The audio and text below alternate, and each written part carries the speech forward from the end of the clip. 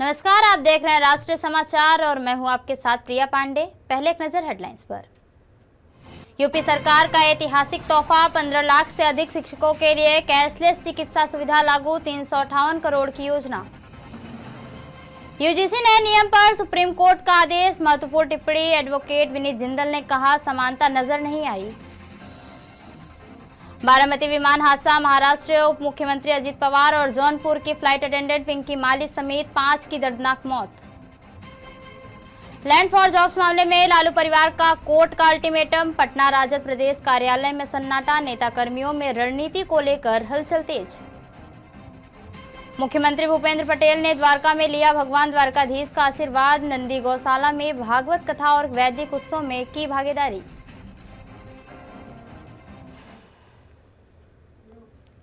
योगी आदित्यनाथ ने उत्तर प्रदेश के शिक्षकों के हित में एक बड़ा और महत्वपूर्ण फैसला लेते हुए उन्हें कैशलेस चिकित्सा सुविधा का तोहफा दिया है। कैबिनेट बैठक के बाद संसदीय कार्य मंत्री सुरेश खन्ना ने जानकारी देते हुए बताया कि इस योजना के तहत बेसिक और माध्यमिक शिक्षा विभाग में कार्यरत शिक्षकों को अब इलाज के लिए आर्थिक परेशानियों का सामना नहीं करना पड़ेगा। सरकार का मानना है कि इससे शिक्षकों को समय पर बेहतर स्वास्थ्य सेवाएं मिलेंगी और वे मानसिक रूप से निश्चित होकर अपने शिक्षण कार्य पर ध्यान केंद्रित कर सकते हैं। इस महत्वाकांक्षी योजना को लागू करने के लिए राज्य सरकार द्वारा कुल 358.61 करोड़ रुपए की धनराशि खर्च की जाएगी, जो यह दर्शाता है कि सरकार शिक्षा व्यवस्था की रीढ़ माने जाने वाले शिक्षकों के स्वास्थ्य कल्याण को लेकर गंभीर और प्रतिबद्ध है।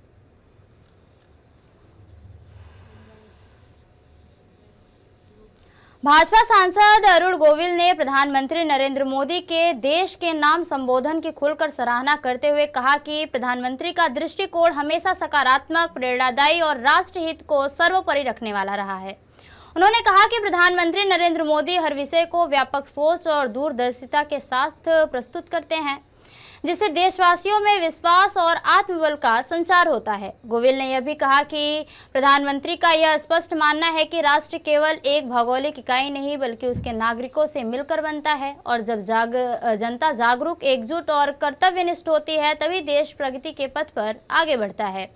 उन्होंने कहा कि प्रधानमंत्री द्वारा अपने संबोधन में कही गई बातें पूरी तरह सत्य हैं और वर्तमान परिस्थितियों में देश को सही दिशा दिखाने वाली हैं।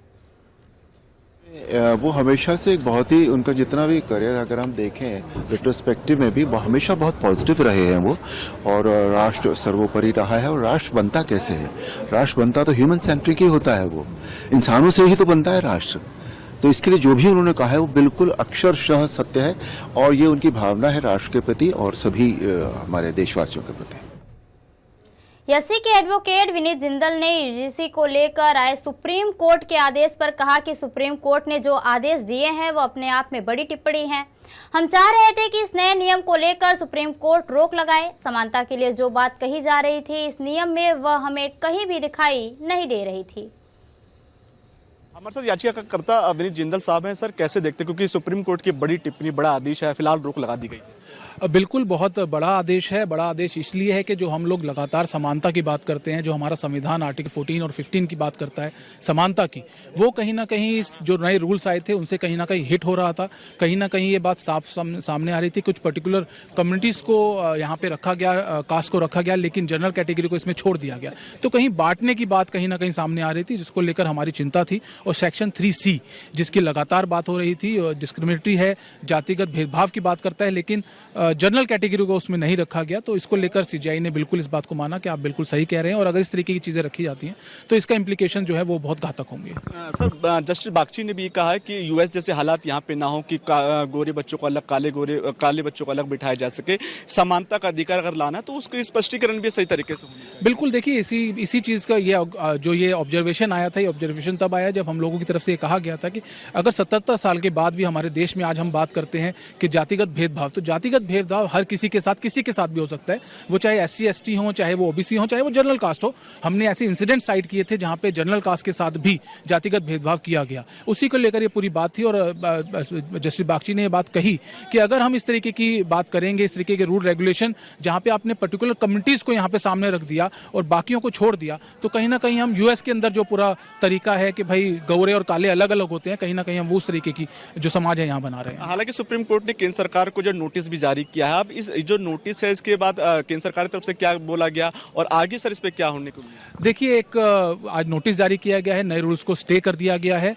एक कमेटी फॉर्मेशन की बात की गई है जो इन रूल्स को देखने के और सही करने की बात करेगी, जिसके अंदर एकेडमिशियंस, लॉ एक्सपर्ट्स और सामाजिक कार्यकर्ताओं को रखने की बात जो CJI की तरफ से प्रपोज की गई है। अब ये सेंट्रल गवर्नमेंट का कॉल है कि वो कब इस चीज को करते हैं और कैसे करते हैं। आखिरी क्वेश्चन है, क्योंकि UGC के भाषा को लेकर भी सुप्रीम कोर्ट ने टिप्पणी करी है कि उस भाषा को भी स्पष्टीकरण में लाया जाए। किस तरह की भाषा का जिक्र जो है खासतौर पर? देखिए, जो रूल्स हैं उस रूल्स के अंदर कुछ पर्टिकुलर वर्ड्स ऐसे हैं जो कहीं भी स्पेसिफाई नहीं करते कि किस रिलेशन में उनको कहा गया है।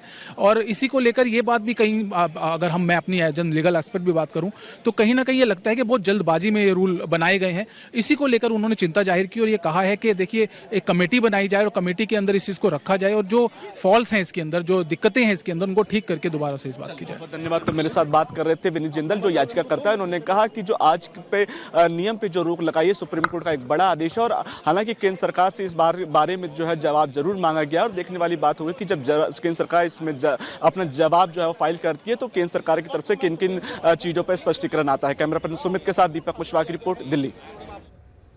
समाजवादी पार्टी सांसद डिंपल यादव ने कहा कि बजट में जनता तक कितनी सुविधाएं पहुंचाई जा रही हैं, इस पर गंभीर चर्चा होनी चाहिए। उन्होंने कहा कि किसी महिला द्वारा बजट पेश किया जाना सकारात्मक बात है, लेकिन साथ ही यह भी जरूरी है कि पिछले बजट में जनता से किए गए वादों को किस हद तक पूरा किया गया है और इस पर भी सदन में विचार किया जाना चाहिए। कितनी सुविधाएं पहुंचा पा रही हैं, जो बजट में इस बात पे चर्चा होनी चाहिए। और एक महिला बजट पेश कर रहे हैं, ये तो अच्छी बात है, लेकिन जनता को क्या सहूलियतें मिलती हैं, क्या सुविधाएं मिल रही हैं, जो वादे किए गए थे पिछले बजटों में, क्या वो पूरे किए गए, इस पे हमें इस बात पे हमें गौर करना चाहिए। Thank you. महाराष्ट्र के बारामती में हुए भीषण विमान हादसे ने पूरे देश को गहरे शोक में डुबो दिया है। इस दर्दनाक घटना में महाराष्ट्र के उप मुख्यमंत्री अजीत पवार समेत विमान में सवार सभी 5 लोगों की मौत हो गई है, जिनमें उत्तर प्रदेश के जौनपुर की 29 वर्षीय फ्लाइट अटेंडेंट पिंकी माली भी शामिल थी। पिंकी माली जौनपुर जिले के केराकत तहसील अंतर्गत भैंसा गांव के मूल निवासी थी और बीते 5 वर्षों से फ्लाइट अटेंडेंट के रूप में सेवाएं दे रही थी। हादसे की खबर मिलते ही उनके गांव और परिवार में कोहराम मच गया है। दादी सहित परिजन गहरे सदमे में हैं। बताया गया कि हादसे से ठीक एक रात पहले पिंकी ने अपने पिता से फोन पर बात कर खुशी खुशी बताया था कि वह उप मुख्यमंत्री अजीत पवार के साथ बारामती जा रही हैं और ड्यूटी के बाद फिर कॉल करेंगी, लेकिन वह बातचीत आखिरी साबित हुई। पिंकी का परिवार मुंबई के वर्ली प्रभा देवी इलाके में रहता है। बुधवार को मुंबई के वर्ली इलाके में गमगीन माहौल के बीच उनका अंतिम संस्कार किया गया। घर में मैं और मेरा लड़का और मेरी लड़की रहती थी और कल उनका फोन आया था लड़की का कि मैं बारामती जा रही हूँ, वहां से अजीत दादा पवार को छोड़ के मैं नांदेड़ जाऊंगी। और उसके बाद आज अजीत दादा के बारे में सुना, हम लोग टीवी में लगाए तो ब्रेकिंग न्यूज में पिंकी माली करके अटेंडेंट आया, तब हम लोगों को मालूम पड़ा कि मेरी लड़की भी मैं ये कर दिया। उनका विवाह हुआ था और शादीशुदा थी। कहाँ रहते थे वो ठाना रहते थे। कितने सालों से ये सर्विस करते थे? 5 साल से वो प्राइवेट चार्टर्ड फ्लाइट में काम कर रही है। 5 साल से काम करती है। कलीना में सब VIP लोगों के ही साथ जाना, CM हो, डिप्टी CM हो, राष्ट्रपति हो, सब बड़े लोगों के ही साथ उनका आना जाना। लैंड फॉर जॉब्स मामले में लालू परिवार को कोर्ट से अल्टीमेटम मिल चुका है कि वे 1 फरवरी से 15 फरवरी के बीच स्वयं उपस्थित होकर अपना पक्ष रखें। इस निर्देश के बाद राष्ट्रीय जनता दल में हलचल भी तेज हो गई है। पटना स्थित राजद प्रदेश कार्यालय के बाहर सन्नाटा पसरा हुआ है, जहां आमतौर पर राजनीतिक गतिविधियां देखने को मिलती हैं। मामले को लेकर पार्टी कार्यकर्ता और नेता स्थिति पर नजर बनाए हुए हैं, जबकि आगे की रणनीति को लेकर फिलहाल कोई आधिकारिक बयान सामने नहीं आया है। घोटाले में आज एक बहुत ही अहम फैसला आया है। दरअसल में लालू प्रसाद यादव, तेजस्वी यादव और राबड़ी देवी के साथ साथ कुल 51 लोगों को इसमें अभियुक्त बनाया गया था, जिसमें कि 10 लोगों की मौत हो चुकी है और 41 लोगों पर फिलहाल कार्रवाई चल रही है। अभी हम आरजेडी कार्यालय के समक्ष मौजूद हैं और देखिए कि आरजेडी कार्यालय के समक्ष किस तरीके से सन्नाटा छाया हुआ है। दरअसल में पूरे तरीके से कोर्ट का जो रुख है, इस बार कोर्ट ने यह साफ कहा है कि 25 तारीख तक, यानी कि 25 दिनों के भीतर जो है वो 1 फरवरी से लेकर 25 फरवरी तक सौदेह उपस्थिति, जितने भी अभियुक्त हैं उन तमाम लोगों की सौदेह उपस्थिति जो है वह कोर्ट में ज़रूरी है। और इसके बाद मार्च तक जो है वो संभवतः मार्च महीने में इस पर जजमेंट जो है वो आ जाएगा। तो अब देखिए कि इस फैसले के बाद आरजेडी कार्यालय में किस तरीके से सन्नाटा छाया हुआ है। जो बड़ी संख्या में यहाँ पर नेता और कार्यकर्ताओं का जमावड़ा रहता था वह नहीं है। और दरअसल में कहीं ना कहीं से इस पूरे मामले को लेकर के जो सत्ता पक्ष है, यानी कि जो एनडीए है, वो इस तैयारी में है कि किसी भी तरीके से साक्ष्य जो है वो पर्याप्त तौर पर सीबीआई के पास दिए जाएं। और सीबीआई के पास पर्याप्त साक्ष्य भी है, जिसके आधार पर फिर से केस को खोलने की सहमति दी गई थी और कार्रवाई जारी है। तो आने वाले दिनों में लालू परिवार की मुश्किलें अब फिलहाल बढ़ती दिख रही है, क्योंकि IRCTC घोटाले मामले में लालू प्रसाद यादव, तेजस्वी यादव, राबड़ी देवी, मिसा भारती, तेज प्रताप यादव, ये तमाम लोग अभियुक्त हैं। इसके साथ साथ कुल 41 लोग जो हैं वो अभियुक्त हैं, जिनको कि अब सौदेह कोर्ट के सामने उपस्थित होकर के अपना पक्ष रखना पड़ेगा। वहीं दूसरी तरफ अगर आप सीबीआई की बात करें तो सीबीआई का ये कहना है कि इस पूरे मामले में पर्याप्त डॉक्यूमेंट जो है, पर्याप्त साक्ष्य जो है वो उनके समक्ष मौजूद है। पटना से अपने सहयोगी कैमरा पर्सन विकास के साथ SK राजीव, राष्ट्रीय समाचार। औरंगाबाद से खबर सामने आ रही है, जहां शहर के जाने माने वाले चावल व्यापारी और बड़े व्यवसायी विश्वजीत जायसवाल के आवास पर प्रवर्तन निदेशालय यानी ईडी और आयकर विभाग की संयुक्त छापेमारी जारी है। नगर थाना क्षेत्र के न्यू एरिया मोहल्ले में स्थित उनके आवास पर आज सुबह भारी सुरक्षा बलों के साथ टीमें पहुंची और दस्तावेजों की गहन जाँच शुरू की गई। सूत्रों के मुताबिक यह कार्रवाई आर्थिक अनियमितताओं और संदिग्ध लेन देन से जुड़े मामले को लेकर की जा रही है। छापेमारी के दौरान घर में मौजूद महत्वपूर्ण कागजात और इलेक्ट्रॉनिक उपकरणों की भी जांच की जा रही है। फिलहाल एजेंसियों की ओर से कोई आधिकारिक बयान जारी नहीं किया गया है, लेकिन इस कार्रवाई के बाद शहर में हलचल और तेज हो गई है।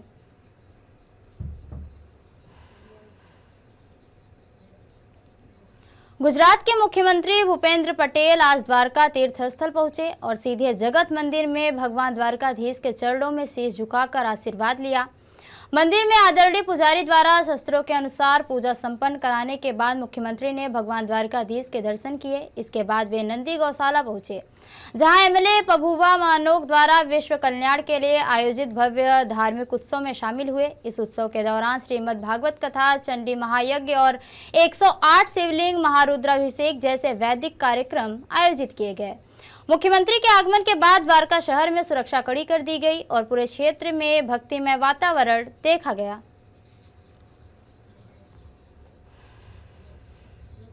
नेपाल के वीरगंज में भारतीय महावाणिज्य दूतावास में भव्य बिहू लोक नृत्य एवं सांस्कृतिक कार्यक्रम का आयोजन किया गया। इस अवसर पर भारत और नेपाल के बीच ऐतिहासिक मित्रता, सांस्कृतिक एकता और विकास साझेदारी की झलक स्पष्ट रूप से देखने को मिली। कार्यक्रम का शुभारंभ मुख्य अतिथि मध्य प्रदेश नेपाल के गवर्नर और सुरेंद्र लाभकर तथा भारतीय महावाणिज्य दूत के SK मीना ने संयुक्त रूप से दीप प्रज्वलित करके किया। सांस्कृतिक कार्यक्रम में मुकुट बोरा के नेतृत्व में कलाकारों की टीम ने पारंपरिक बिहू लोक नृत्य की मनोहारी प्रस्तुति दी, जिसे दर्शकों ने तालियों के साथ खूब सराहा। वहीं कार्यक्रम को संबोधित करते हुए नेपाल के गवर्नर सुरेंद्र लाभकर ने कहा कि 26 जनवरी 1950 को भारत में संविधान लागू होना केवल एक दस्तावेज का निर्माण नहीं था, बल्कि विश्व के सबसे बड़े लोकतंत्र की गरिमा का उदय था। उन्होंने कहा कि आज गरीबी और जलवायु परिवर्तन जैसी साझा चुनौतियां हमारे सामने हैं, जिनसे निपटने के लिए एक सशक्त भारत का होना पूरे दक्षिण एशिया की स्थिरता के लिए आवश्यक है। नेपाल के साथ ये विकास साझेदारी दोनों देशों के बीच गहरी मित्रता के बंधन से बंधी हुई है। निकटतम पड़ोसी होने के नाते भारत और नेपाल के बीच व्यापक और बहुआयामी और बहुक्षेत्रीय विकास साझेदारी है, संबंध है, जो दोनों देशों के लोगों के बीच की आपसी मजबूत संबंध को परिभाषित करती है, दिखलाती है, दर्शाती है। भारत सरकार शिक्षा, स्वास्थ्य, भौतिक पूर्वाधार से संबंधित विकास, छात्रों को छात्रवृत्ति उपलब्ध कराने के अलावा नदी, तटबंध, एकीकरण, जांच चौकियां जिन्हें आईसीपी कहा जा सकता है, रेलवे संपर्क के निर्माण के क्षेत्र में नेपाल के लोगों की सहायता और सहयोग देने के लिए प्रतिबद्ध है। देश की राजनीति और आर्थिक दिशा तय करने वाला बजट सत्र 2026 संसद में शुरू हो चुका है। यह सत्र कई अहम विधेयकों, आर्थिक बहसों और सरकार विपक्ष की तीखी भिड़ंत का केंद्र बनेगा। सत्र के बीच 1 फरवरी को पेश होने वाला केंद्रीय बजट और आज प्रस्तुत होने वाला आर्थिक सर्वेक्षण 2026-27 से और निर्णायक बनाते हैं। प्रधानमंत्री नरेंद्र मोदी ने संसद परिसर में मीडिया को संबोधित करते हुए कहा कि राष्ट्रपति जी ने सत्र के प्रारंभ में सांसदों से अपेक्षाएं व्यक्त की हैं और यह बजट सत्र 21वीं सदी के मध्य में विकसित भारत के लक्ष्य की दिशा में महत्वपूर्ण कदम है। सत्र के पहले दिन से लेकर बजट पेश होने तक हर बड़ी गतिविधि और सदनीय हलचल पर विशेष नजर रखी जा रही है।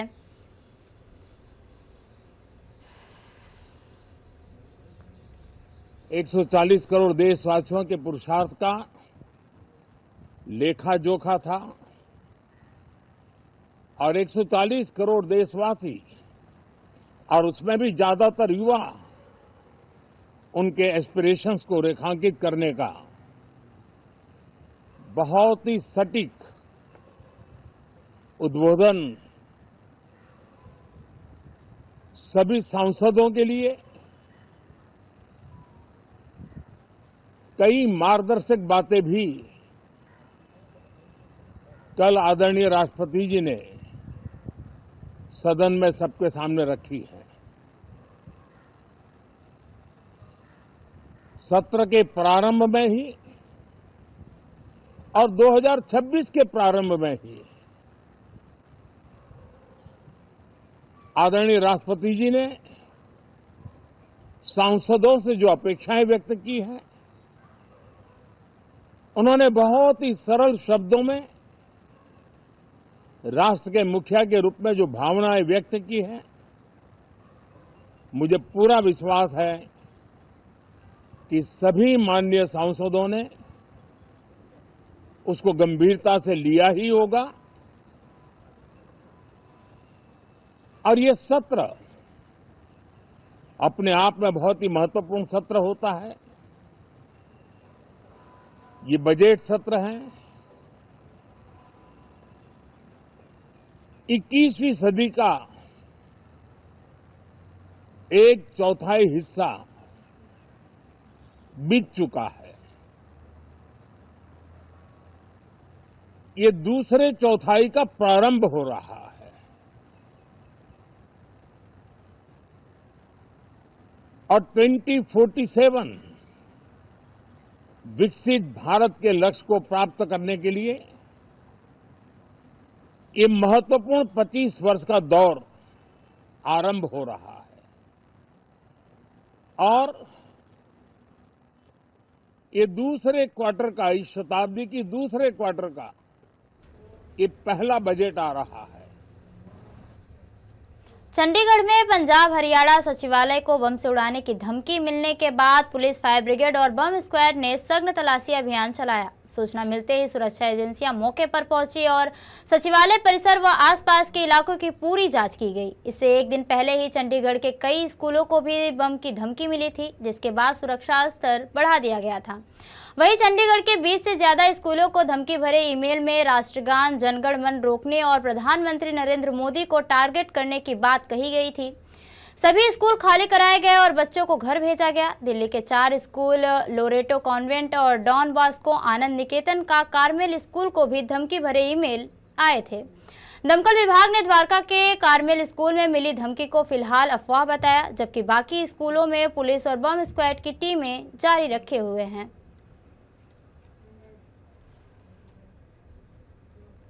आंध्र प्रदेश के काकीनाडा जिले में गुरुवार तड़के एक भयानक सड़क हादसा हुआ, जिसमें 2 ट्रक आपस में भीषण टकरा गए और दोनों में आग लग गई।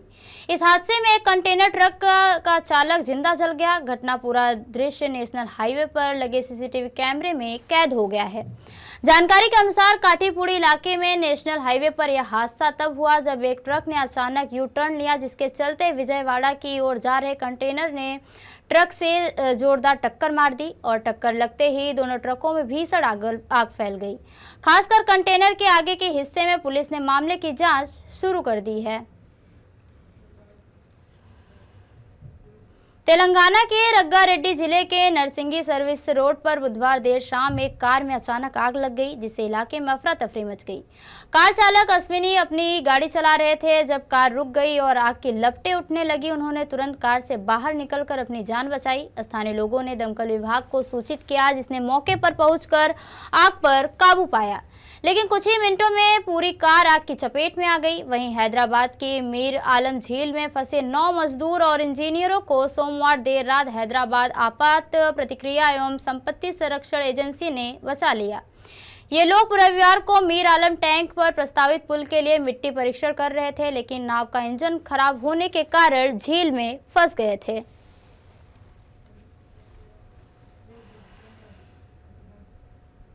तो ये थी अब तक की खास खबरें, और खबरों के लिए बने रहिए राष्ट्रीय समाचार के साथ। नमस्कार।